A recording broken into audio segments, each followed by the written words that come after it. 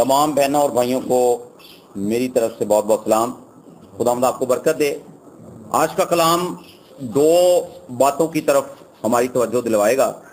फी ज़माना जिस तरह के हालात हैं, आज आप देख रहे हैं कि हर तरफ मुसीबत है, परेशानी है, वबा है, मौत है, और एक वो हिस्सा है अभी जिसमें से हम गुजर रहे हैं, दूसरा वो हिस्सा होगा जिसमें से हम गुजर जाएंगे। इन दोनों बातों पर हम तवज्जो देंगे।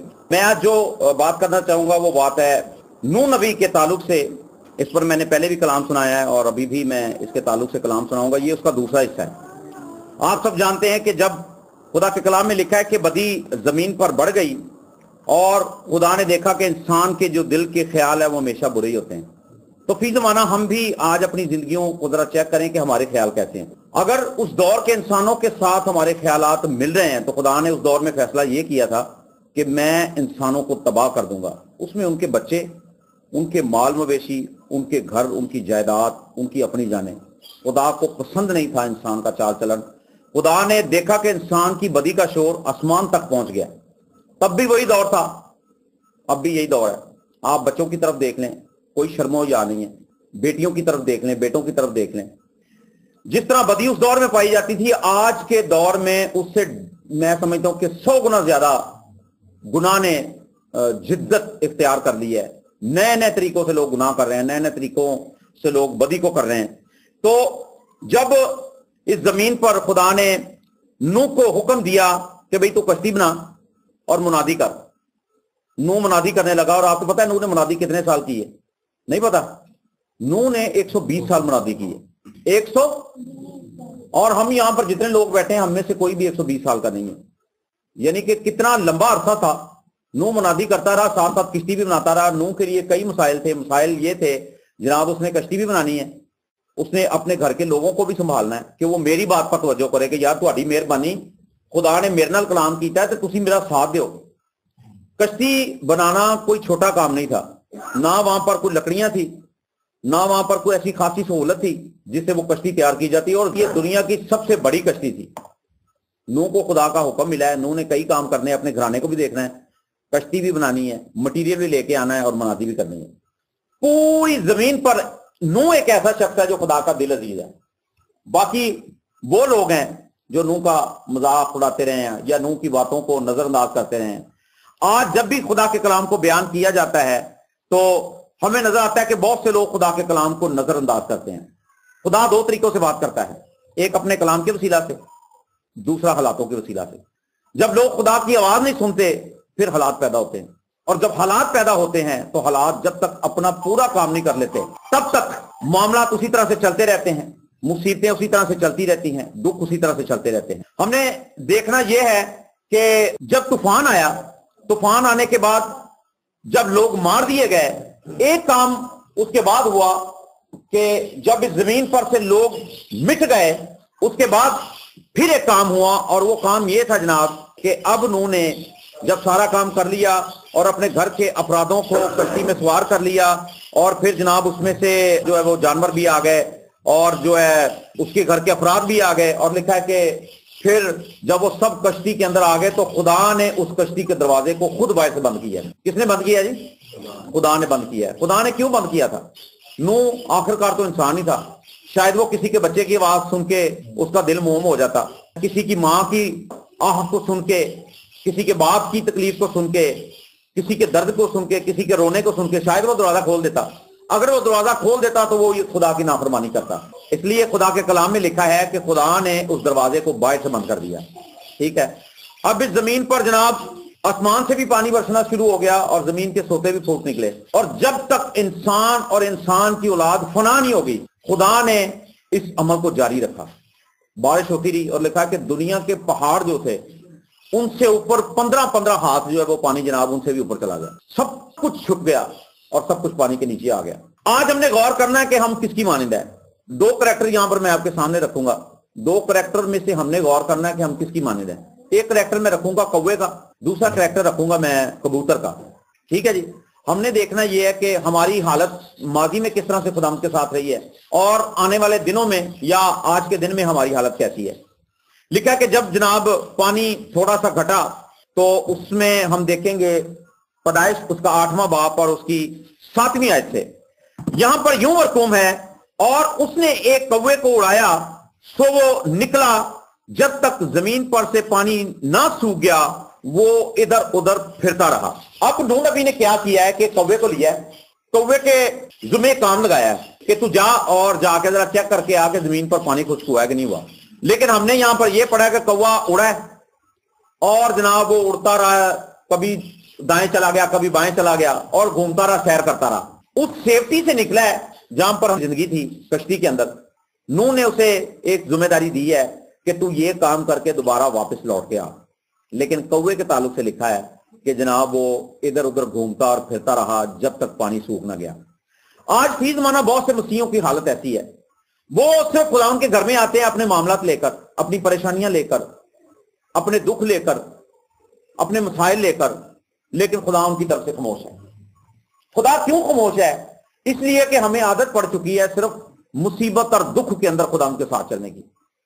ہمارے اندر یہ نیچر نہیں ہے کہ جس طرح سے ہم اپنے بچوں کو اپنے پاس بلاتے ہیں، اپنے پاس بٹھاتے ہیں یا ان سے گلا شکوا کرتے ہیں۔ مائیں اکثر گلا شکوا کرتی ہیں کہ تو بھائی ہوں میں نے ملتی بھی نہیں ہے، یا تو میں نے مل بھی نہیں آتا۔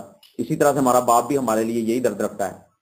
جب نوح نے کوے کو اڑایا تو اس کے ذمہ کام لگایا کہ بجا تو اس طرح کر کہ دریافت کر کہ آخر کار زمین پر معاملات کیا ہیں اور پھر تو لوٹ کر آ۔ لیکن اس معاملے کے اندر کوے نے غیر ذمہ داری کا کام کیا۔ کوا کیا کرتا رہا جی؟ اڑتا رہا، موج مستی میں رہا۔ اس حضوری سے نکلا جہاں پر زندگی تھی، کشتی کے اندر زندگی تھی، وہاں سے نکلا ہے اور وہ اپنی موج مستی میں اپنی زندگی گزارنے لگا۔ آج ہماری حالت بھی ایسی ہے، ہم خدا کی حضوری سے بھاگے ہوئے لوگ ہیں، ہم خدا کی حضوری میں رہنے والے لوگ نہیں ہیں۔ اپنے کاموں کو دیکھ لیں، ہمیں روپیہ پیسہ کمانے کی فکر بہت زیادہ ہے، اپنی اولاد کو اچھا فیوچر دینے کی فکر بہت زیادہ ہے، اپنے گھر کو اسٹیبلش کرنے کی فکر بہت زیادہ ہے، اور دن رات کام کرنے کی فکر ہمیں بہت زیادہ ہے۔ لیکن کیا ہم نے کبھی یہ سوچا کہ ہم یہ سب کچھ کرنے کے بعد بھی اپنی اولاد کو ہمیشہ کی زندگی میں داخل کروا سکیں گے؟ لوگ دو نوکریاں کرتے ہیں، گھر کا شاید بندوبست اچھا چلتا ہو، لیکن کوئی فائدہ نہیں ان ساری باتوں کا۔ ابھی اٹلی کے اندر ہم نے ایک شخص کے تعلق سے سنا کہ بھئی جناب اس کے گھر کے جو افراد تھے وہ اس بیماری کی وجہ سے مر گئے، اور وہ بہت مالدار آدمی تھا، اور اس نے سب سے پہلے کیا کیا، اپنا جو وہ مال و دولت تھا اس نے وہ پھینک دیا سڑکوں پر، لٹا دیا سب کچھ، اور پھر وہ 8ویں 10ویں منزل پر چڑھ گیا اور وہاں پر چڑھ کر اس نے چھلانگ لگا دی، اور چھلانگ لگانے کے بعد وہ مر گیا۔ دولت تو کسی کا کام نہیں آئی، دولت نے تو کسی کو زندگی نہیں دی، نہ اس کے اپنے بچ سکے نہ وہ خود بچ سکا۔ تو آج اگر ہماری ضرورت صرف پیسہ ہے یا ہمارا ٹارگٹ صرف پیسہ ہے تو یاد رکھیے میرے عزیزو، یہ پیسہ ہمیں بچا نہیں سکے گا۔ بہت سے لوگوں کے بچے مر گئے ہیں، بہت سے لوگوں کے والدین مر گئے ہیں، بہت سے لوگ خود مر گئے ہیں، لیکن کیا وہ جس حالت میں مرے ہیں وہ حالت ان کی درست تھی؟ کوے کو نوح نبی نے بھیجا کہ بھائی جا دریافت کر کے آ، اور دنیا کا حال دریافت کرنے کے بعد تم نے آ کے ساری ڈیٹیل مجھے بتانی ہے۔ لیکن کوے نے غیر ذمہ داری والا کام کیا، وہ زمین پر بھٹکتا رہا، اور آج ہماری بھی حالت ایسی ہے کہ ہم بھی زمین پر بھٹک رہے ہیں ہمارا لوگوں کی طرح، ضرورت کے تحت جویں کہندے نے نا کہ اپنی لوڑ نو اسی خدا دے کول آنے ہیں، لیکن جب خدا کو ہماری ضرورت ہوتی ہے تو پھر کہتے ہیں کہ تو کون تے میں کون۔ پھر ایک اور کیٹاگری یہاں پہ آتی ہے، جب کوے نے غیر ذمہ داری والا کام کیا ہے، سب سے پہلے کوے کو ذمہ داری کی گئی کہ یار اے کام بھائی تو کرنا ہے، کوے نے وہ کام پورا نہیں کیا، تو پھر خدا نے یہ ذمہ داری کبوتر کے ذمہ لگا دی۔ لکھا کہ پھر اس نے ایک کبوتری کو اڑایا۔ یہاں پر اس کی 8ویں آیت میں لکھا ہے کہ پھر اس نے ایک کبوتری کو اپنے پاس سے اڑا دیا تاکہ وہ دیکھے کہ زمین پر پانی گھٹا ہے یا نہیں، پر کبوتری نے پنجہ ٹکنے کی جگہ نہ پائی اور اس کے پاس کشتی کو لوٹ آئی کیونکہ تمام روئے زمین پر پانی تھا۔ کبوتری نے کیا کیا جی؟ واپس لوٹ آئی ہے۔ یہ ذمہ داری دی ہے خدا کے بندہ نوح نے کبوتری کو کہ بھی جا کے دنیا کا حال دریافت کر اور دیکھ کہ دنیا کے اندر کیا ہو رہا، پانی ابھی بھی موجود ہے کہ نہیں۔ اور کبوتری بجائے اس کے کہ وہ کوے کی طرح زمین پر سیر کرتی اڑتی اور شاید وہ اکتا جاتی کہ یار کی میں نے دینا تو کشتی دے وچ باندھا میرا ہون مطلب اتنے جان کا کوئی فائدہ ہی کوئی نہیں ہے، لیکن اس نے اپنی ذمہ داری کو سمجھا۔ ایک پرندہ چھوٹا جہا پرندہ ہے جنہوں اسی حقیر سمجھنے ہیں اور جنہوں اسی مطلب سمجھنے کہ دی تو کوئی ویلیو نہیں، انسان کے سامنے تو کوئی ویلیو نہیں نا، جنہی عقل انسان کو دے دیتی گئی ہے، انسانوں کو جیسی عقل بخش دی گئی ہے پرندوں کو ایسی عقل نہیں دی گئی۔ لیکن اس سے بڑھ کر اس نے کیا کام کیا کہ اس نے نوح کی بات کو فالو کیا۔ وہ زمین پر گھومتی رہی ہے اور جب اس نے ٹکنے کی جگہ نہیں پائی پھر وہ لوٹ کر نوح کے پاس آئی ہے، اور یہاں پر لکھا ہے کہ نوح نے تب اس نے اپنا ہاتھ بڑھا کر اسے لے لیا اور اپنے پاس کشتی میں رکھا۔ اور 7 دن ٹھہر کر اس نے اس کبوتری کو پھر کشتی سے اڑا دیا۔ اب 7 دن کے بعد اس نے اسی کبوتری کو پھر اڑایا ہے کہ بھئی تو دوبارہ جا اور جا کر دیکھ کہ زمین کی حالت کیسی ہے، زمین پر کیا کچھ ہو رہا ہے اور ابھی پانی کس قدر زمین پر باقی ہے۔ اور یہاں پر پھر کبوتری کے تعلق سے لکھا ہے، اور وہ کبوتری شام کے وقت اس کے پاس لوٹ آئی اور دیکھا تو زیتون کی ایک پتی اس کی چونچ میں تھی۔ کیا تھا جی؟ زیتون کی ایک پتی اس کی چونچ میں تھی۔ یہ مبارکبادی تھی نوح کے لیے، نوح کے ساتھیوں کے لیے، نوح کے خاندان کے لیے، ان تمام تر پرندوں کے لیے، درندوں کے لیے، جانوروں کے لیے جو اس کے ساتھ کشتی میں موجود تھے۔ یہ خوشخبری میرے اور آپ کے لیے تھی۔ اگر یہ خوشخبری اس وقت نوح کو نہ ملتی تو شاید وہ اس بات کو نہ جان پاتا کہ زمین پر پانی خشک ہو چکا ہے۔ جب وہ پتی لے کر آئی ہے تو اس نے بتایا کہ اب زمین پر پانی خشک ہو چکا ہے۔ جو ذمہ داری اس نے کبوتری کو دی اس نے وہ ذمہ داری پوری کی، یعنی وہ خدا کی حضوری سے باہر نکلی ہے۔ اس نے جگہ بجگہ وزٹ کیا جا کر، اپنی دل کی خوشی سے نہیں بلکہ اس حکم کو فالو کیا جو نوح نے اس کے ذمہ لگایا تھا۔ اور جناب آج خدا ہمیں حکم کیا دیتا ہے؟ لکھا کہ اپنی ساری فکریں مجھ پر ڈال دو، مجھے تمہاری فکر ہے۔ تو ہم کیا کرتے ہیں؟ ہم کہتے ہیں نہیں خداوند تو انج کر دے، بس ایسے معاملے میں تو انج کر دے، تو میری خالہ نو کہہ دے کہ مینوں تھوڑے جے پیسے دے دے تو میرے معاملہ ٹھیک ہو جائیں گے۔ ہم خدا پر بھروسہ نہیں کرتے۔ جس طرح سے اگر آپ کے بچے کو روٹی کی ضرورت ہوتی ہے تو بچہ آپ کو مشورہ نہیں دیتا کہ ساتھ والے گھر سے آٹا لے کر آؤ، روٹی پکاؤ اور پھر ہمیں دو۔ وہ صرف آپ کو کہتا ہے کہ امی جی روٹی پکاؤ، اسے نہیں پتا کہاں سے آنی ہے۔ یہ ماں کو پتا کہ کہاں سے آنی ہے، کیسے آنی ہے، میں نے آٹا کہاں سے لینا ہے، میں نے جناب روٹی اس کو کس طرح سے پکا کے دینی ہے، میں نے اس کو کون سا سالن دینا ہے، کون سی خوراک دینی ہے۔ آج سب سے پہلے تو ہماری زندگی اس قدر خدا سے دور ہے کہ ہم نے صرف اور صرف ضرورت کے تحت خدا سے ملاقات کرنا مناسب سمجھی ہے، اور ہمارے دل کی جستجو ایسی نہیں ہے کہ جاگتے سوتے اٹھتے ہم خدا کی آواز پر کان لگائیں۔ جب خدا کی آواز پر ہم نے کان لگانا چھوڑ دیا پھر خدا کی طرف سے بھی خاموشی ہو گئی ہے۔ آج ہماری دعاؤں کا جواب نہیں ملتا، بتھیری مشکلات ہماری زندگی میں، ہم بیمار ہیں، اپنی بیماریوں کے تعلق سے خدا کو پکارتے ہیں لیکن خدا خاموش ہے، اپنے دکھوں کے تعلق سے خدا کو پکارتے ہیں لیکن خدا خاموش ہے۔ وجہ کیا ہے؟ وجہ یہ ہے کہ ہم نے اپنے گھرانوں کے اندر خاموشی اختیار کر لی ہے اور خدا نے آسمان پر خاموشی اختیار کر لی ہے۔ میرے عزیزو یاد رکھیے کہ ہمیں اس کبوتری کی مانند بننا ہے جو نوح کی فرما بردار رہی، جسے نوح نے بھیجا کہ جا دیکھ کر آ کہ زمین پر پانی خشک ہو گیا ہے، اور لکھا کہ وہ ایک پتی لے کر واپس لوٹی اور نوح کو معلوم ہو گیا کہ بھئی زمین پر پانی کم ہو گیا ہے۔ ٹھیک ہے جی۔ اس کے 7 دن کے بعد پھر جب اس نے 7 دن گزرے تو اس نے جناب اس کبوتری کو اڑایا ہے، اور اس نے اسی نیچر کے ساتھ اسے اڑایا تھا کہ اگر زمین پر پانی خشک ہو گیا ہوگا تو پھر یہ لوٹ کر میرے پاس نہیں آئے گی، یہ اپنی نسل کو بڑھائے گی، اپنے خاندان کو بنائے گی۔ اور لکھا کہ وہ کبوتری جو ہے وہ وہاں سے اڑ گئی، اور اس کے فوری بعد خدا نے نوح کو حکم دیا کہ اب باہر نکل آؤ کیونکہ زمین پر سے آفت ٹل گئی ہے۔ آپ کو پتا ہے کہ جب پانی تھا، پانی کی وجہ سے کتنے لوگ مرے اندازہ نہیں لگایا جا سکتا۔ دنیا کی ایک بہت بڑی بھیڑ تھی، پوری دنیا کا سفایا ہو گیا۔ اب میرے عزیزو کیا لازم ہے کہ خدا ہمارے ساتھ بھی ایسا برتاؤ کرے؟ میرے عزیزو یہ وقت ہوش کرنے کا دن ہے۔ اگر اس وقت کے اندر ہم نے ہوش نہ کیا تو جس طرح سے خدا کے کلام میں لکھا ہوا ہے کہ خدا نے اس کشتی کے دروازے کو باہر سے بند کر دیا، کہیں ایسا نہ ہو کہ آسمان ہمارے لیے بند ہو جائے، آسمان ہمارے لیے پیتل کا ہو جائے، آسمان ہمارے لیے بند ہو گیا تو میرے عزیزو دنیا کی کوئی طاقت ہمیں بچا نہیں سکتی، ہمارے گھرانوں کو بچا نہیں سکتی۔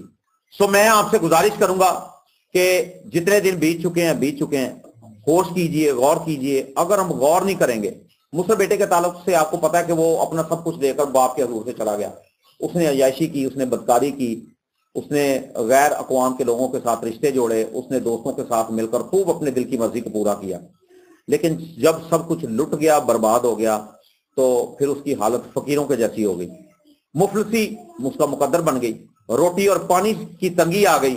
اب لکھا ہے کہ وہ ایک شخص کے پاس گیا اور اس نے اسے جا کر ریکویسٹ کی کہ بھئی تیری مہربانی مجھے نوکری پہ رکھ لے۔ اس نے کہا جی میں نوکری پہ رکھوں گا، تو وہی خوراک کھائے گا جو سور کھاتے ہیں۔ سور پھلیاں کھاتے تھے، وہ سوروں کو چرا رہا ہے اور وہی خوراک کھا رہا ہے جو سور کھا رہے ہیں۔ لیکن خدا کے کلام میں لکھا کہ پھر اسے ہوش آیا کہ میرے باپ کے گھر میں نوکروں کو بھی افراد سے کھانا ملتا ہے۔ آج میرے ضرورت ہے اس بات کی، اپنی آنکھوں کو بند کیجئے، غور کریں گے ہم کس سٹیج پر کھڑے ہوئے ہیں۔ اپنے آنکھوں کو بند کیجئے، اپنے سر کو جھکائیے، کہیں ایسا نہ ہو کہ باپ کی طرف سے بھی میرے اور آپ کے لیے دروازے بند ہو جائے۔ मेरी औलाद कहां होगी, मेरा घराना कहां होगा, क्या मैं बचूंगा? गौर कीजिए इन बातों पर। खुदा मेरे और आपके लिए हाथ फैलाए हुए है। मेरे जी तो कोई ऐसा ना हो कि हम वक्त को आ बैठे। आइए अपनी अपनी जिंदगी पर गौर करें, सोचें खुदा हमसे क्या चाहता है और हम इस जमीन पर क्या कर रहे हैं। वो होश में आकर अपने बाप के पास लौटा और लिखा कि उसका बाप फिर से उसी का इंतजार कर रहा था अपनी बाहें फैलाए हुए। आइए अपने आप को उसके हजूर में पेश करें। इससे पहले मेरे अजीजों के हम अपना सब कुछ गुआ बैठे, इकरार करके उसके साथ चलने का फैसला कीजिए। अगर मैंने और आपने इकरार ना किया तो यकीन जानिए कि हमारे लिए आसमान बंद हो गया, दुनिया की कोई ताकत हमें बचा नहीं सकती। खुदावंद आपको बरकत दे और गौर कीजिए। आइए मिलकर दुआ मांगे। खुदावंद लिस्टों के खुदा, आसमान और जमीन के खालिक और मालिक, तेरा शुक्र करते हैं, तेरी तारीफ तेरी तमजीद करते हैं खुदावंद कि तू हमेशा हमेशा इंसान से मोहब्बत करता आया है। और खुदावंद तूने खुदा अपने बेटे को इस जमीन पर भेजा ताकि वो मेरे और मेरे इन तमाम अजीजों के लिए मसलूब हो, अपना खून बहाए, हमें गुलामी और लानत से छुड़ाए। खुदावंद तेरी मिन्नत करते हैं कि खुदा हम तेरे इस फिदिये को खुदा जाने, सच्चाई के साथ जाने, क्योंकि खुदा वक्त बहुत नजदीक है। खुदा हमने वबाओं के ताल्लुक से सुना था, लेकिन आज हम उन वबाओं को देख रहे हैं। खुदा तेरे कलाम में लिखा है कि जब तू आने वाला होगा कौम पर कौम चढ़ाई करेगी, भूचाल आएंगे, मोहब्बत ठंडी पड़ जाएगी और जमीन पर आंखें आएंगी, यहां तक कि सूरज चंद सितारे भी जमीन पर फेंक दिए जाएंगे। सो खुदावंद हम तेरी मिन्नत करते हैं कि तेरी आमद से पहले हम अपने आप को तैयार करें। कहीं ऐसा ना हो खुदा कि हम दुनिया की उस भीड़ का हिस्सा बन जाएं जिनका रुख मौत की तरफ है। खुदा तेरी मिन्नत करते हैं, अपने लोगों की दुआओं को सुनो, कबूल फरमा। तेरे बेटे अपने खुदा यीशु मसीह नासरी के नाम से दुआ मांगते हैं, आमीन।